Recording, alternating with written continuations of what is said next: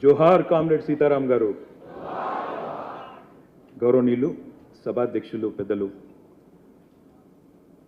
CPM రాష్ట్ర కార్యదర్శి తమ్మినేని గారు, పెద్దలు వేదికపైన ఆసీనులైన గౌరవనీయులు శ్రీ బివి రాఘుల్ గారు, పెద్దలు నాగర్ కర్నూల్ పార్లమెంట్ సభ్యులు శ్రీ మల్లు రవి గారు, గౌరవనీయులైన శాసన మండలి సభ్యులు పెద్దలు కోదండరామ్ గారు, గౌరవ శాసనసభ్యులు పెద్దలు పూర్వాశ్రమంలో మీతో పాటు కలిసి పనిచేసిన మిత్రులు, ఈరోజు మా శాసనసభ్యులు సోదరుడు పల్లా రాజేశ్వరరెడ్డి గారు, గౌరవనీయులు సహచర శాసనసభ్యులు మాగంటి గోపీనాథ్ గారు, గౌరవ సహచర శాసనసభ్యులు పెద్దలు శ్రీ ముఠా గోపాల్ గారు, అంబర్పేట శాసనసభ్యులు పెద్దలు కాలేరు వెంకటేష్ గారు, వేదికపైన ఆసీనులైన మహామహులందరికీ పేరు పేరున సిపిఎం రాష్ట్ర నాయకులకి, అదేవిధంగా నలుమూలల నుంచి, తెలంగాణ నలుమూలల నుంచి, అదేవిధంగా ఆంధ్రప్రదేశ్ నుంచి కూడా విచ్చేసిన సోదరులందరికీ కూడా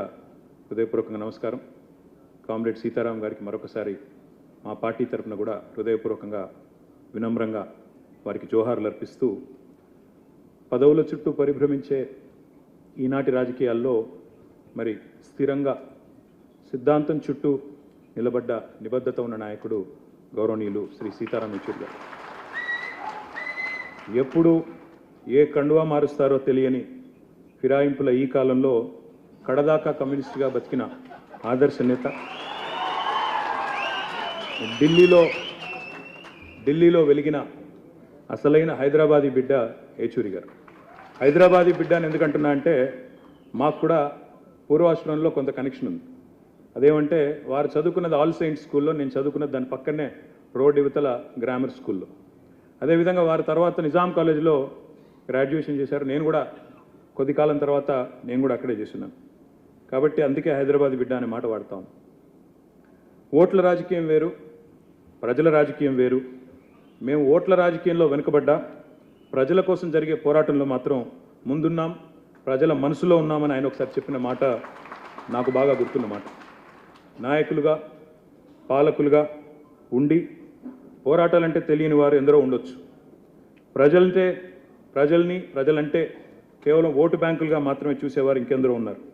కానీ ఉన్నత చదువులు చదువుకున్న ఒక కుటుంబంలో, స్వయాన మేనమామగా ఒక ఐఏఎస్ ఆఫీసర్గా ఉన్న ఒక కుటుంబంలో పుట్టి అణగారిన వర్గాల కోసం ప్రశ్నించే గొంతుకగా ఎదిగిన వ్యక్తిత్వం చాలా గొప్ప విషయం అని చెప్పక తప్పదు. పోరాటాల నుండి వచ్చిన నాయకత్వానికి ప్రజల కష్టం, సుఖం, దుఃఖం తెలుస్తుందంటారు. అలాంటి వారిలో యెచూరి గారు ఒకరిని నేను బలంగా నమ్ముతాను. తిట్లు, బూతులు, రోత మాటలు రాజకీయంగా చలామణి అవుతున్న ఈ రోజుల్లో యెచూరి గారి హుందాతనం ఒక అద్భుత పాఠం భవిష్యత్ రాజకీయ నాయకులకనే మాట కూడా చెప్పక తప్పదు.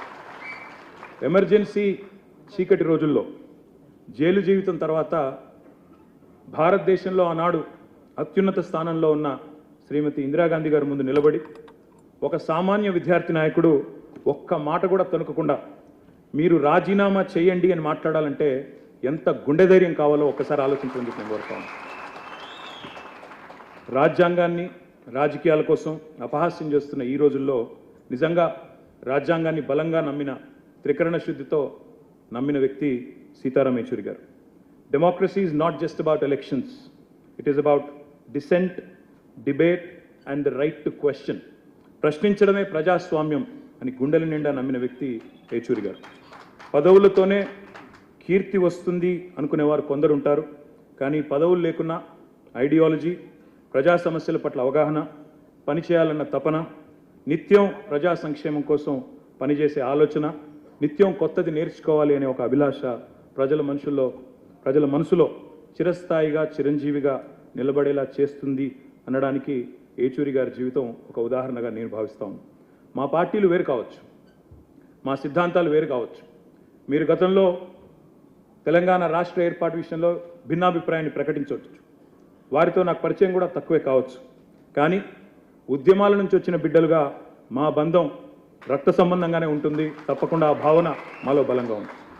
బతికున్నంత వరకు ప్రజల కోసం బతకటమే కాదు, చనిపోయాక కూడా తన దేహాన్ని భవిష్యత్తులో ఈ దేశ ప్రజానీకానికి వైద్యం అందించే డాక్టర్లకు ఉపయోగపడాలనే యెచూరి గారి ఆశయం చాలా గొప్పది.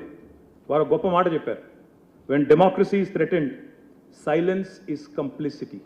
అంటే ఒక మాటలో తెలుగులో ప్రజాస్వామ్యం ప్రమాదంలో పడ్డప్పుడు మన మౌనం అనేది చాలా ప్రమాదకరం అనే మాట వారు చెప్పారు. అందుకే ఆయన స్ఫూర్తితో రాజ్యాంగం అపహాస్యమైన ప్రతిసారి ప్రశ్నిస్తూనే ఉందాం, ప్రజా హక్కుల కోసం చేతనైన పోరాటం చేస్తూనే ఉందాం, ప్రశ్నించే గొంతుకలు అణచివేయబడితే వారికి అండగా నిలబడుతూనే ఉంటాం.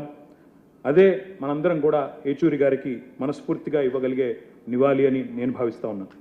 నమ్మిన సిద్ధాంతానికి ఆఖరి వరకు కట్టుబడి పోరాడిన సీతారాం ఏచూరి గారి జీవితం మాలాంటి కొత్త తరం నాయకులందరికీ కూడా ఆదర్శం. ఒక్క మాట చివరిగా చెప్పి నేను ముగిస్తాను.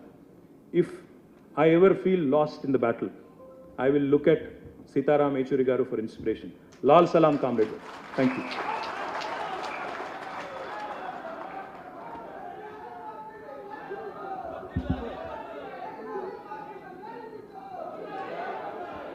చక్కని ప్రసంగం చేసినటువంటి కేటీఆర్ గారికి మన తరఫున ధన్యవాదాలు తెలియజేస్తూ, ఇప్పుడు పార్టీ పొలిట్ బ్యూరో సభ్యులు మన ప్రీతమ నాయకుడు కామ్రేడ్ రాఘవులు గారిని మాట్లాడాల్సిందిగా కోరుతున్నాం.